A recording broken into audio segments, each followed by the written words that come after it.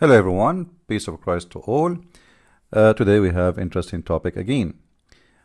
You know, when I was in the law school studying Islamic law, if we can say so, I mean like Islamic law, it's really funny. This is a gang law. Anyway, so one of the students, he asked a question, which is, you remember there was an old movie, it's about Robin Hood. Now, Robin Hood supposedly is a thief who he steal to feed the poor. All right? Which mean many people, they might take his side, even though like he looked like he is a thief. But if you think about it, and I think about it this way, by the way, for sure I'm against theft, there's no question about that. But I believe that those who they have all this money, they are unjust, and they are stealing the money of the poor one. You know, those who own castles and live like prince and princess. Actually, they call themselves prince and princess, and all of this is from the blood of those poor farmers who work all day, and then at the end of the month, they take their money simply with no right, except that those people. They've been given land because they have soldiers, and it's a gang system. It's the same as Islam.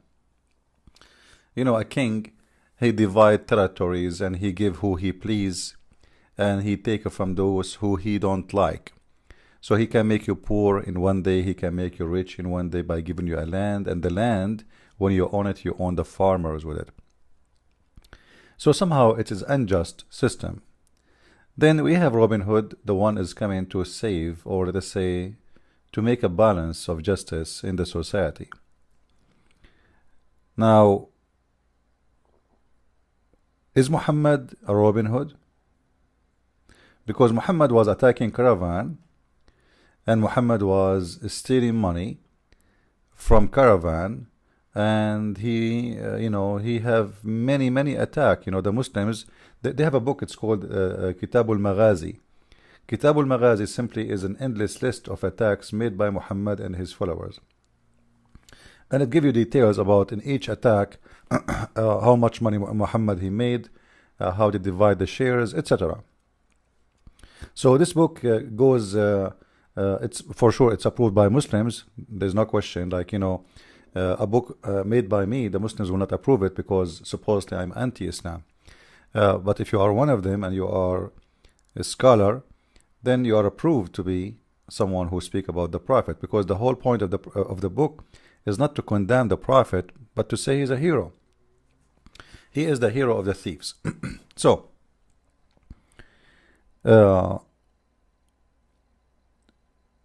Muhammad in the beginning of his life, and the reason for him to successful in the beginning, he have an agreement with all the thieves and all the outlaw in his territory, in the city of Mecca and Medina. The old days, the Arab, they used to have something, it's called a sa'alik.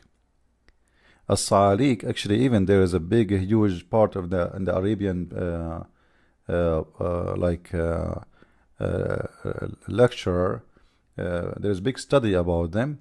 Those are people who they became wanted. Their tribe kicked them out for misbehavior, for theft, for crimes, for etc. So they live in the mountains, and they even if you kill any one of them, his tribe will not ask for revenge. And the word sa'alik mean like the one is like it's kind of a term of to insult, like he is nothing, a trash, like garbage, something very tiny, you can step on him, he is nothing. So this is what sa'alik mean.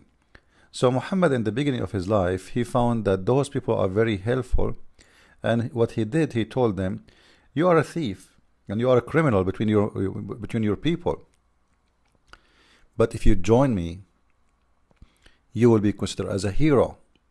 And even if you die when you are attacking to do your theft, you will collect after like enjoying all the life you have before.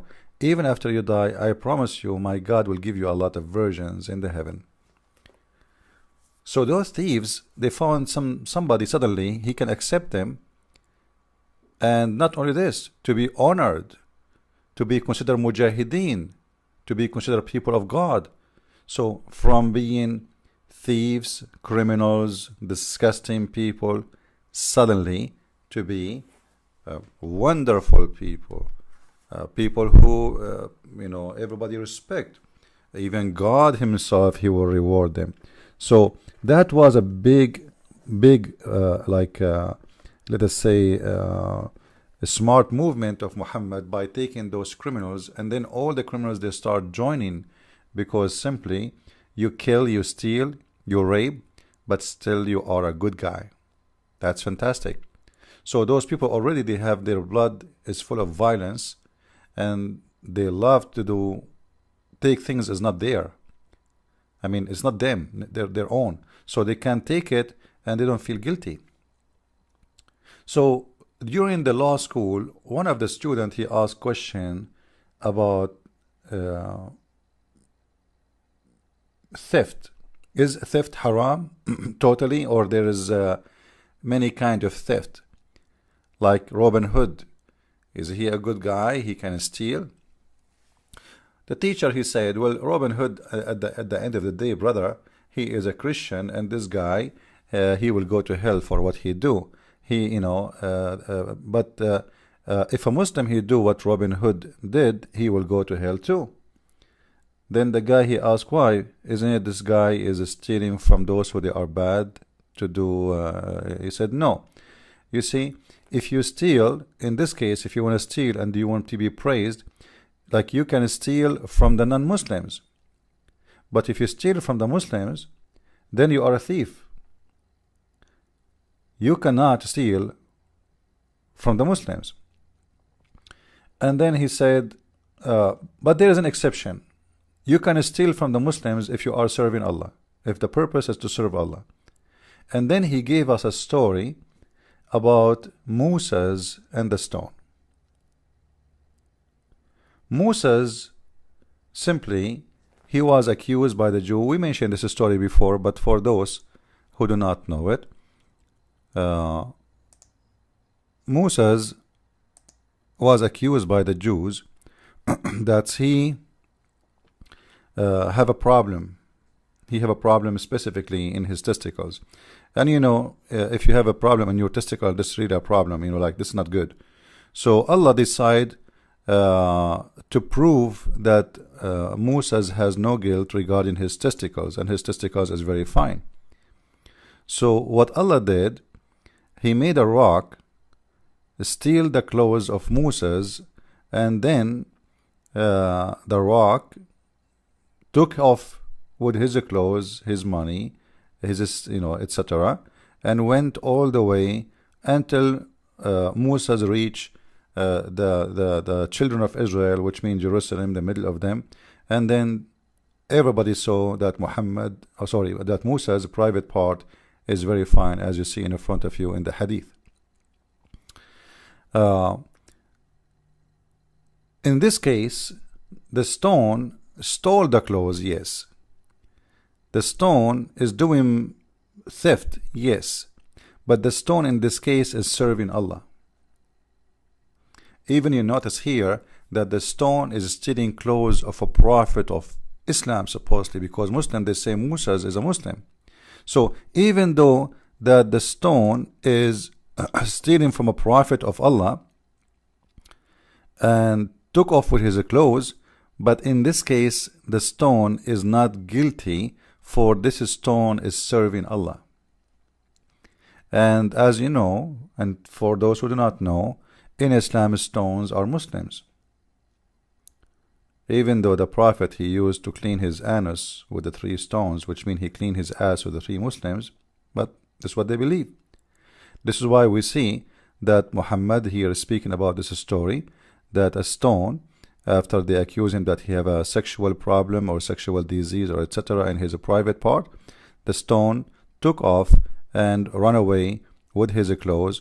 And this is how Allah proved to the Jewish that the private parts, what is funny about this, by the way, in the Muslim translation, it says the private parts. The private parts? What do you mean private parts? How many private parts Musa has? Now seriously. Anyway, maybe Musa's is different. You never know.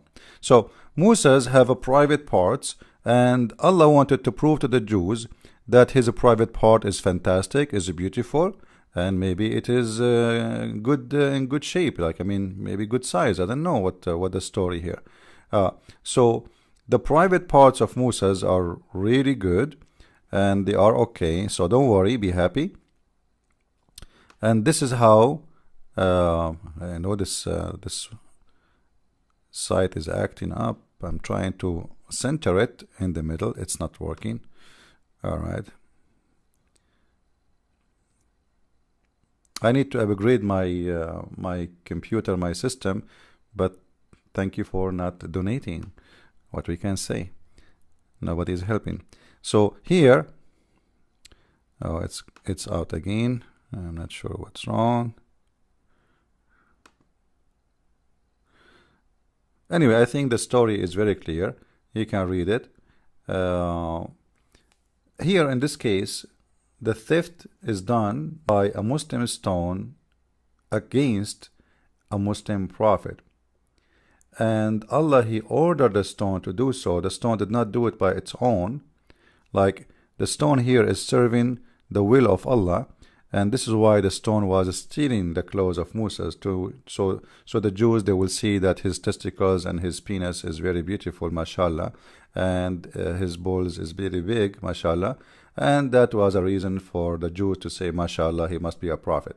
So, mashallah, this was a plan of Allah to make the stone steal the clothes. And you need here to think about the wisdom of Allah.